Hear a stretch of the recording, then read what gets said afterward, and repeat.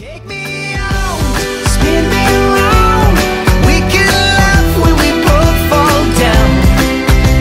Let's get stupid. Hey everybody, I'm Daniel Powter, and I'm with my new best friend Pavlina, and you're watching Pavlina's Kidz Place. Don't miss it.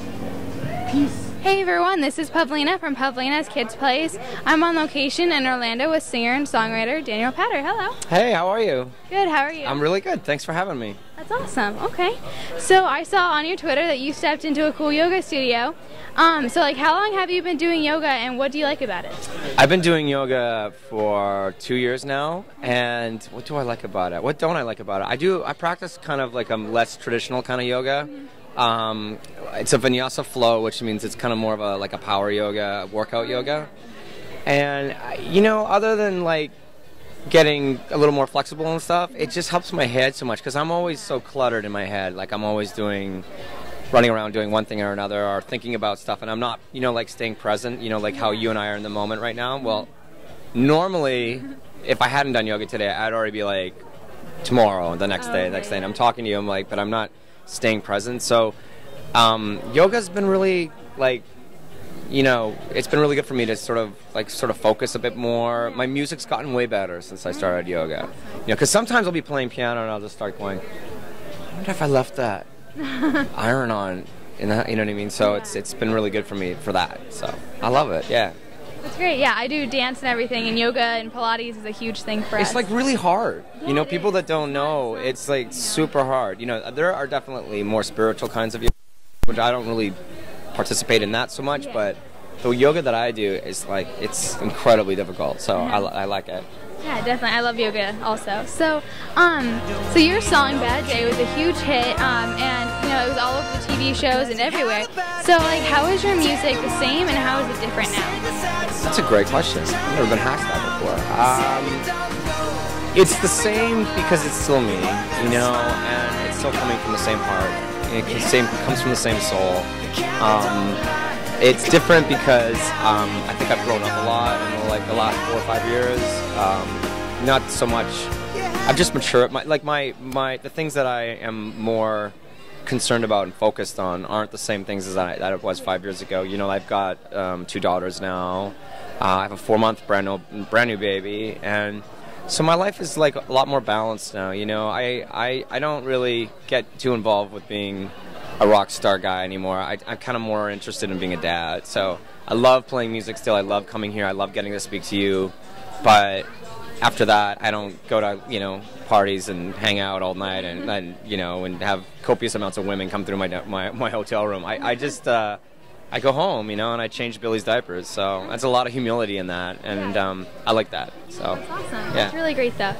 So like, what kind of songs do you like to write? Because they're pretty optimistic songs. So I like to write songs that aren't, you know, not always about me. You know, I think like the sort of singer-songwriter, introspective, I'm tortured, and you should, like, I think that stuff to me is like really easy to write. I think it's a cop-out, you know, and so I like to write songs about everyday kind of things that people can relate to, you know, not necessarily, it doesn't mean it's simple, it just means that I want people to be able to kind of see themselves in the music, and it becomes less selfish. And they're not always optimistic so much, as I should say, but they're definitely, I think most people can see themselves in at least 1 or 2 songs that I write, and that to me is like, that's the best compliment, you know, when someone comes up to me after a show and says, oh my gosh, I had that same experience, you know, and that's the biggest compliment I could get, and I want to make connectivity that way. I want to make connection with people that way, rather than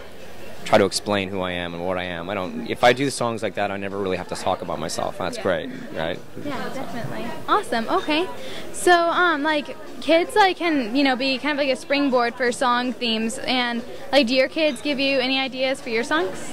I think, you know, yeah, absolutely. I mean, you know, the kids, to me, I mean, I've always been this overgrown kid, so I think, like, in the last 5 years, I think I did a lot of growing up, and, you know, my daughter Sophie is so inspirational to me, and she gives me ideas all the time because she keeps things really simple, and like that's what my music is. It's supposed to be really simple. The basis of what the subject matter might be a little bit more, you know, difficult sometimes, but the ideas and the melodies are really simple.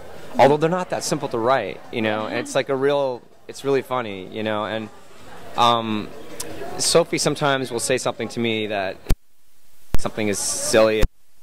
Dad, look at this, and it's something that she's made, and it's like it spawns an idea for me, and I think there's so much, you know, inspiration that comes from kids for me, you know, and I love my kids, so I think so. But it's interesting because sometimes that idea that she might have might turn into a really sad song. Yeah. You know what I mean? So that's cool too.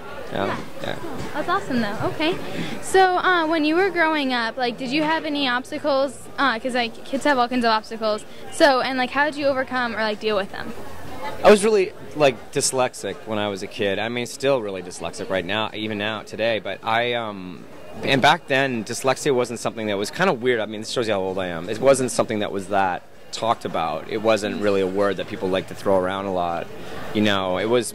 Back then it was more used as a term as like a learning difficulty, and so I had a hard time, you know, kind of with conceptualizing a lot of easy things that should like numbers and letters, and you know, my 9s used to be P's and my P's were 9s and my B's were D's, and I think music was really the way that I kind of overcame those obstacles. I mean, I spent a lot of time at home. My mom was a really incredible pianist, you know, and she had much more of a Montessori kind of approach to my education. Like, so when I would go home, you know, music was a real form of escapism. So I think I really used music as a crutch to get through a lot of difficult times at school. That's really good. So yeah, I definitely got through some obstacles with music. You know, I think a lot of people get through the same way. I think it was I'm really blessed actually, and happy that I was dyslexic because it made me really focus on my music. So I don't feel bad about being dyslexic. Only when I go right and left, it's like kind of a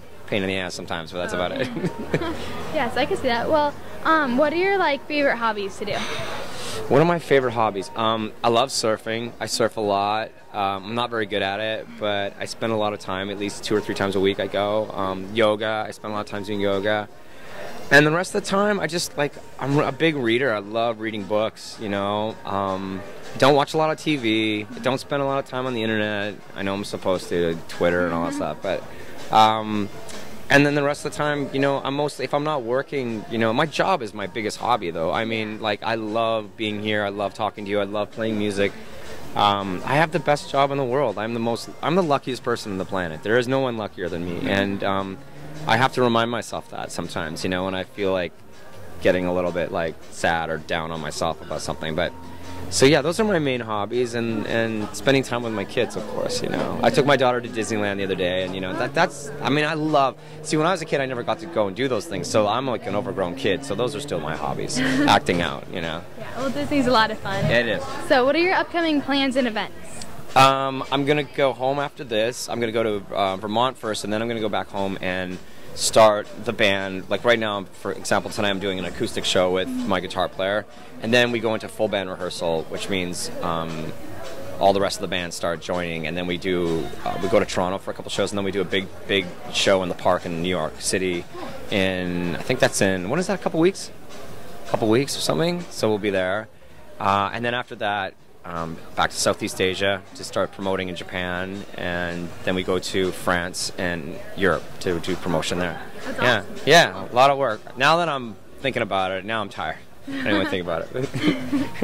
So yeah, there's a lot going on. Definitely. Well, thank you so much for talking to me. Oh my gosh, thank you so much for having me. And I have to say, this is like the best interview I've had on this whole promo trip. So thank you so much for taking the time to speak to me. You have great questions. Thank you. Good luck with everything. Thank you so much. Bye.